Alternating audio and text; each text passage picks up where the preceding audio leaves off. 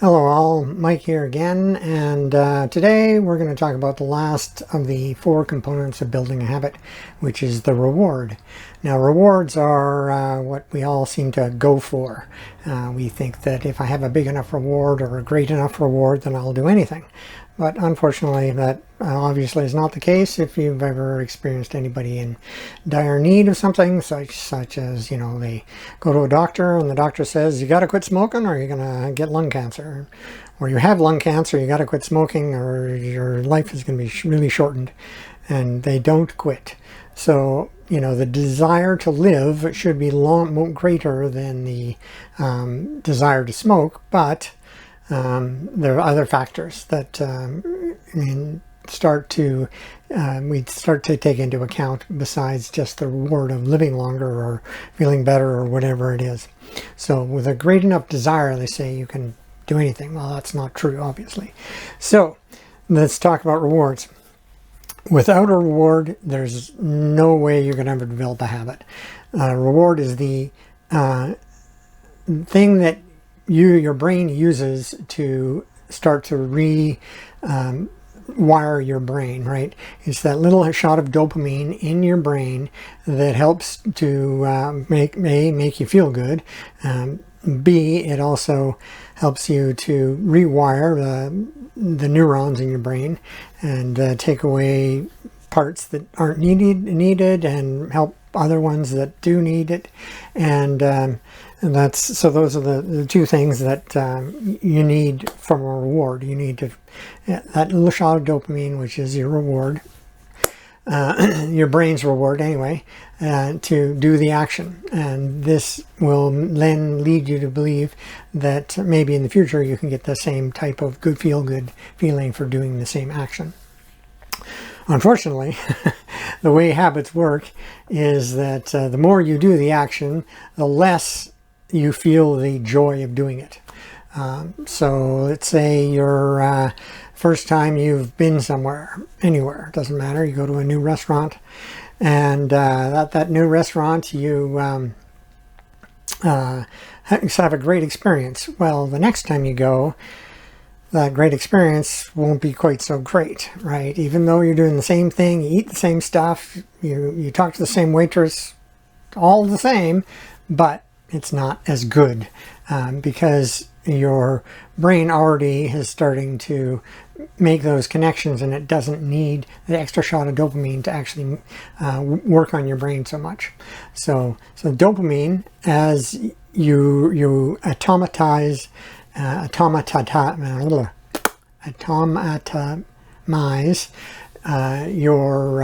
actions, your need for dopamine goes down. So you don't feel as good, but it's easier to do.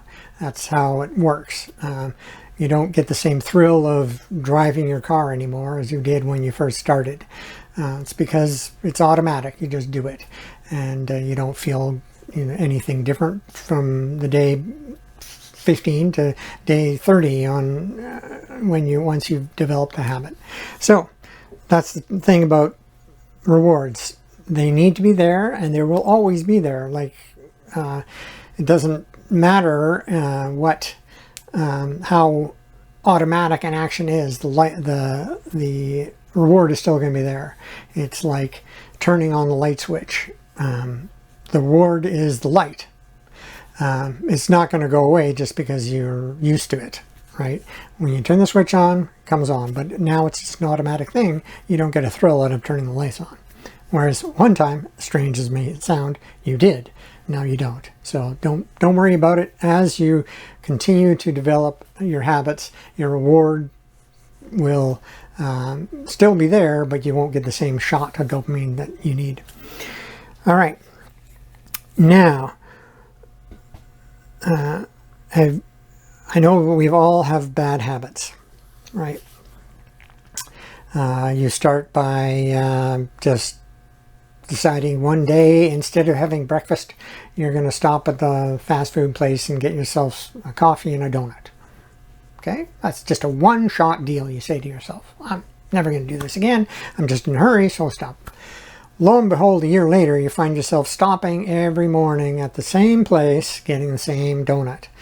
That's a bad habit, right? It's a habit that you didn't intend on building, but it happened.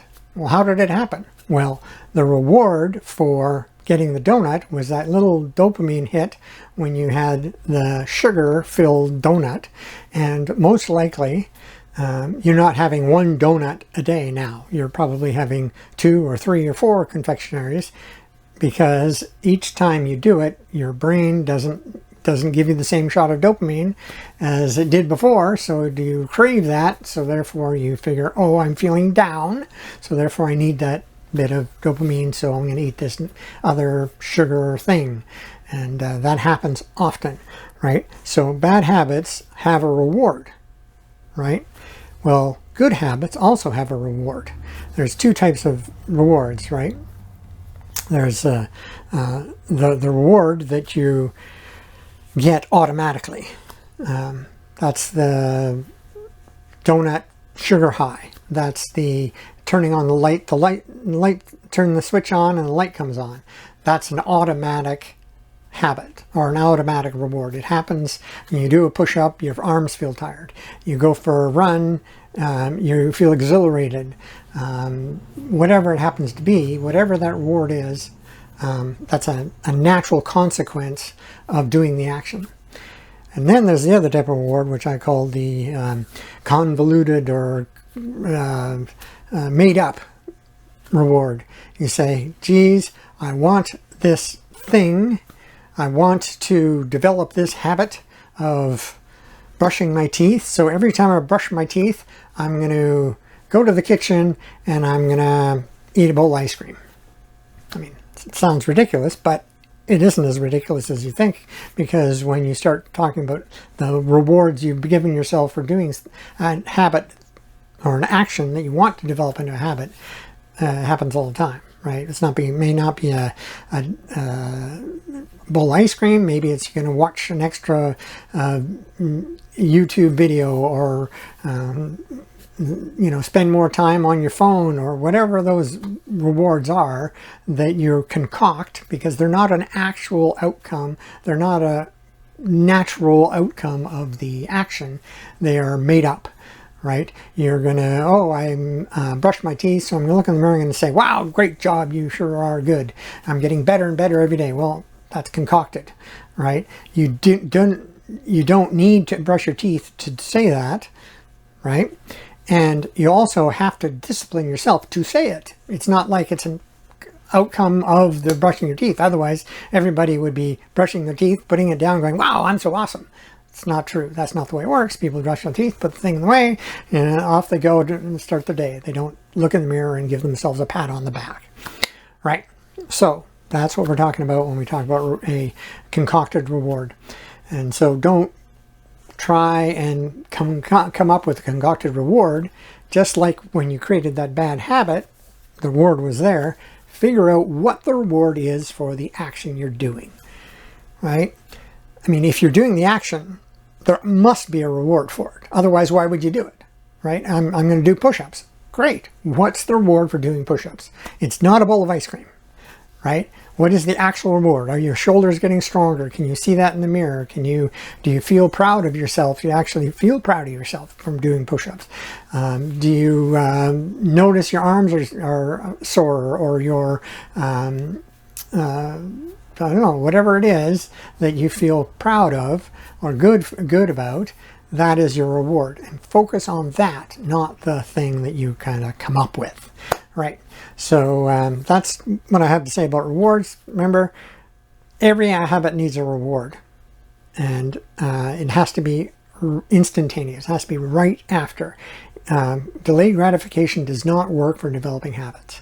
If you want to develop a habit, the reward has to be there instantaneously, so your brain knows what to change in what neurons to work on to change to make that habit more happen more often.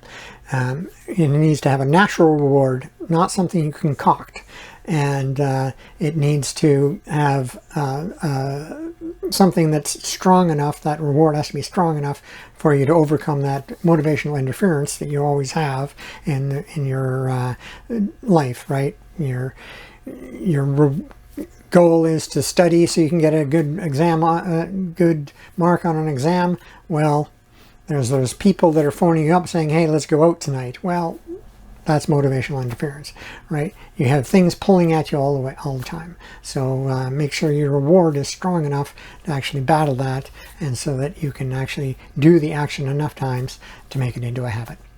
Okay, so those are the 4 pillars of a habit building, and we'll start on actually figuring out how to actually develop a habit now that you understand the 4 pillars.